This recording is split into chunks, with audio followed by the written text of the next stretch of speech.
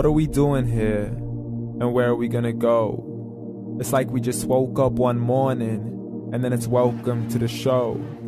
Don't ask any questions, just go with the flow. Make as much money as you can, and try your best not to get broke. Copy everything you see on the TV, from the hairstyles to the clothes, and don't think too often, just do exactly as you're told.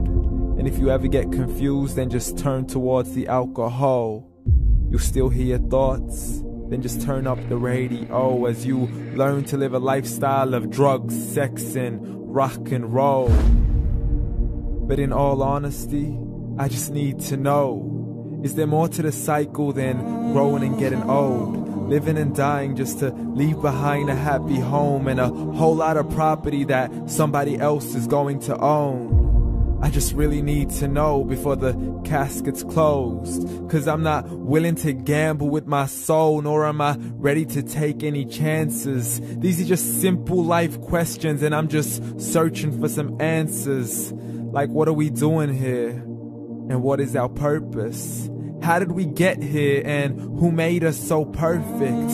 And what happens once we go, or is this world all really worth it? Questions we don't answer because apparently we don't really have to. There's no purpose to this life and our existence is merely natural. Then in that case, please let me ask you, did you create yourself, or was it somebody else who had fashioned you? 'Cause you're a being that's impeccable, faultless and unparalleled. You're a product of supreme intelligence, and I'm merely being rational. For there isn't a camera on this earth that can come close to the human eye, nor a computer that can compete alongside the human mind. And if the whole world was to come together, we wouldn't be able to create a single fly. So many signs, yet we still deny. As science tries to justify that all this could come from none, when it's a simple sum. 0 plus 0 plus 0 cannot possibly ever give you 1. So from where did all this order come? For everything has its origins, a maker, a creator of its own. I mean, the only reason you're watching this video is because somebody had to press upload. So we can believe in the Big Bang, but I'd rather believe in He who caused it to explode.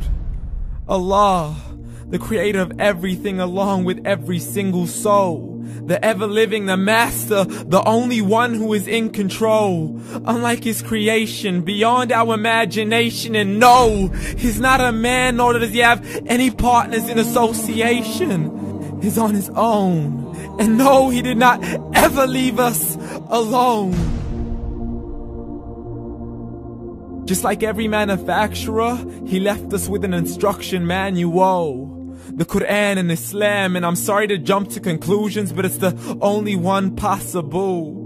The only definition of God is the one and only supreme being. It's logical, a book with 0 contradictions, with miracles that are both scientific and historical, all revealed over 1400 years ago.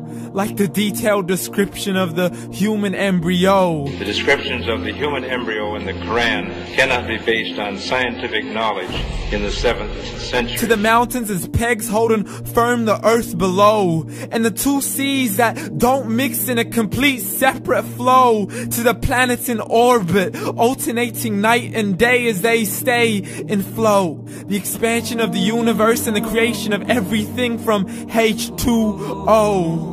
To the stories of the past and the preservation of Pharaoh. To identifying the lowest point in the land where Persia defeated Rome.